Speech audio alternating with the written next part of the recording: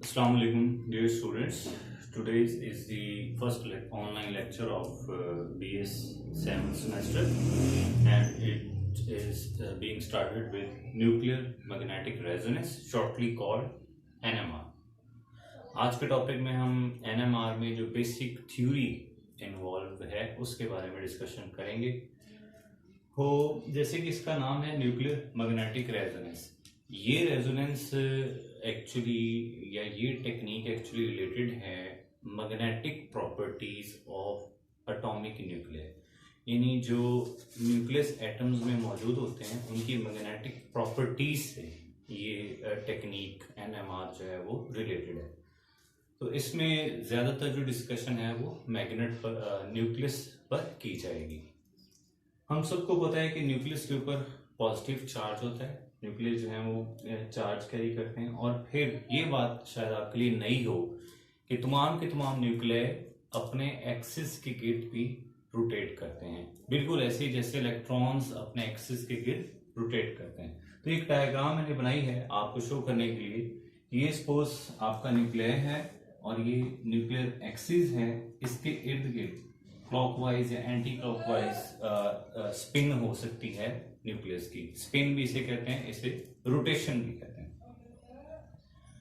और ये जो स्पिन होती है न्यूक्लियस की, इसको जाहिर करने के लिए हम जो टर्म यूज करते हैं that is called spin quantum number. Spin quantum number actually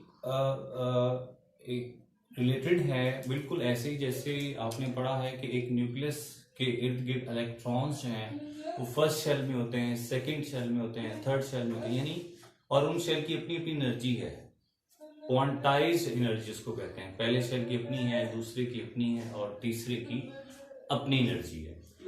इसी तरह जो स्पिन क्वांटम नंबर है न्यूक्लियस का, ये भी क्वांटाइज्ड होता है, इसकी भी कोई ना कोई वैल्यूज होती हैं।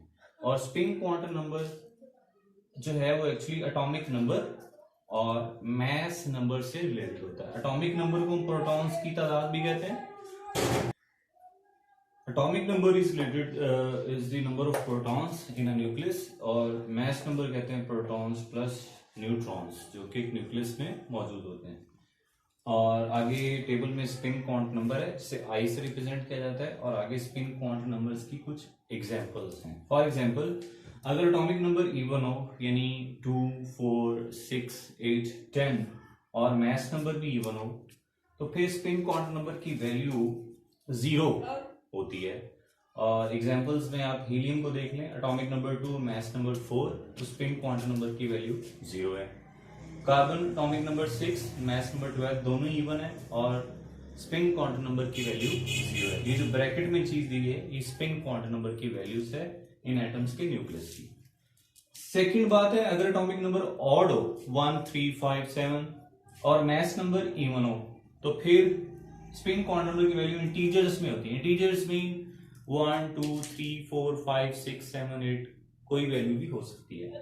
एग्जाम्पल के तौर पे ड्यूट्रियम, ड्यूट्रियम एक्चुअली हाइड्रोजन का आइसोटोप ही है, इसका एटॉमिक नंबर 1 और मैस नंबर 2 होता है, तो इसका जो स्पिन क्वांटम नंबर की वैल्यू है वो 1 है। इस तरह नाइट्रोजन, इसका एटॉमिक नंबर ऑड है और मैस नंबर इवन है, इसके भी जो क्वांटम नंबर की वैल्यू स्पिन क्वांटम नंबर की वो 1 है, इंटीजर है। और भी एग्जांपल्स बुक में आपको मिल जाएंगे। तीसरी कंडीशन है एटॉमिक नंबर इवन और ऑड दोनों हो सकता है, इवन भी हो सकता है या ऑड भी हो सकता है। तो फिर मैस नंबर ऑड हो, कंफर्म हो कि ऑड है, तो स्पिन क्वांटम नंबर की वैल्यू होगी हाफ इंटीजर। हाफ इंटीजर से मुराद है 1/2, 3/2, 5/2, 7/2, कोई भी वैल्यू इस तरह हो सकती है। तो यहाँ एग्जांपल्स दी गई हैं हाइड्रोजन की, इसका आइसोटोप प्रोटियम है, एटॉमिक नंबर 1, मैस नंबर 1। देखें एटॉमिक नंबर इसका ऑड है और मैस नंबर भी इसका ऑड है, तो फिर स्पिन क्वांटम नंबर की वैल्यू आ रही है 1/2। इसी तरह कार्बन 13 और 6, इसकी स्पिन क्वांटम नंबर की वैल्यू आ रही है 1/2। और भी एग्जांपल्स हैं जिनकी 3/2 भी हो सकती है, 5/2 भी हो सकती है, आप बुक से कंसल्ट कर सकते हैं।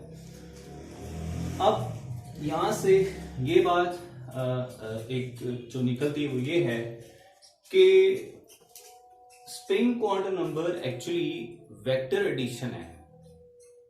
किस किस का, जो न्यूक्लियस के अंदर प्रोटॉन्स की तादाद है और न्यूट्रॉन्स की तादाद है, दोनों प्रोटॉन यानी प्रोटॉन्स और न्यूट्रॉन्स, इनके जो स्पिन होने की वजह से जो वेक्टर होता है, उन वेक्टर्स की एडिशन से ओवरऑल स्पिन क्वांटम नंबर की वैल्यू निकलती है। मिसाल के तौर पर ये मैं क्या कहना चाह रहा हूं, ड्यूटियम के केस में प्रोटॉन 1 है और प्रोटॉन प्लस न्यूट्रॉन्स 2, यानी इसमें प्रोटॉन भी 1 है, न्यूट्रॉन भी 1 है। तो दोनों की जो वेक्टर्स हैं स्पिन मोशन की वजह से, वो दोनों के वेक्टर्स ऐड हो जाते हैं, तो ओवरऑल आंसर उसका आता है 1, यानी हाफ जो है वो स्पिन आप प्रोटॉन की समझ लें और हाफ स्पिन आप समझ लें न्यूट्रॉन की, दोनों हाफ और हाफ ऐड हो गई, तो ओवरऑल जो स्पिन क्वांटम नंबर की वैल्यू है वो आई है 1। इससे क्या आपको पता चलता है कि जो स्पिन क्वांटम नंबर की वैल्यू है वो एक्चुअली न्यूक्लियस में मौजूद प्रोटॉन्स और न्यूट्रॉन्स दोनों की स्पिन्स का वेक्टर एडिशन होता है। अदर एग्जांपल आप ले लें हीलियम, प्रोटॉन्स की तादाद 2 है और न्यूट्रॉन्स की तादाद भी 2 है, यानी मैथ नंबर से आप अगर प्रोटॉन्स 2 निकालेंगे तो न्यूट्रॉन भी 2 है। इसमें 2 प्रोटॉन्स हैं और 2 ही न्यूट्रॉन्स हैं।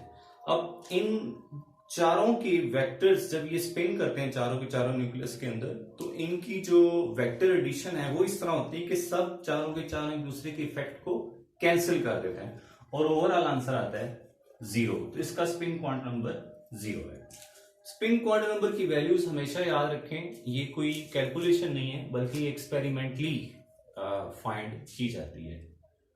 नेक्स्ट हम चलते हैं न्यूक्लियर मैग्नेट की तरफ, ये हमारा नेक्स्ट टॉपिक है। फिजिक्स में शायद आपको मैट्रिक या उसमें एफएससी में याद हो कि कोई भी जो चार्ज है अगर वो स्पिन करता है तो फिर उसके साथ एक इलेक्ट्रिक करंट, उसकी स्पिन मोशन की वजह से इलेक्ट्रिक करंट जनरेट होता है और वो सर्कुलर, क्योंकि वो स्पिन कर रहा होता है तो इलेक्ट्रिक करंट भी सर्कुलर होता है। जहां पर करंट प्रोड्यूस होता है वहां पर उसकी कोई ना कोई मैग्नेटिक फील्ड भी होती है। तो इसलिए जितने भी एटम्स के अंदर न्यूक्लियाई हैं, क्योंकि उनके ऊपर चार्ज है पॉजिटिव और वो स्पिन भी कर रहे होते हैं, स्पिन करने से करंट प्रोड्यूस होता है, जब करंट प्रोड्यूस होता है तो फिर उसकी मैग्नेटिक फील्ड भी मौजूद होती है।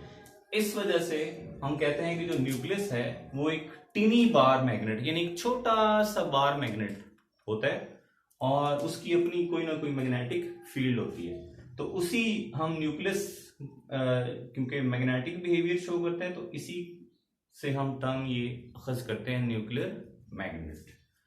और हर मैग्नेट का अपना अपना, आपको पता है, नॉर्थ पोल और साउथ पोल होता है, यानी मैग्नेटिक फील्ड की डायरेक्शन होती है और उसके अलावा उसकी जो अपनी मैग्नेट की ताकत होती है, स्ट्रेंथ होती है, जिसे हम कहते हैं मैग्नेटिक मोमेंट, और इसको न्यू से जो है वो जाहिर किया जाता है।